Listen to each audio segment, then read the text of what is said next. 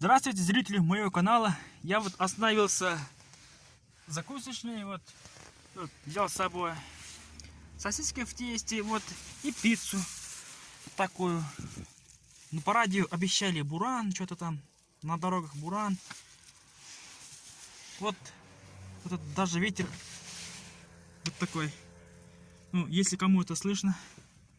У меня тут весла простые, надо сюда поставить стеклоподъемники. Вот тут автозапчасти тут продают.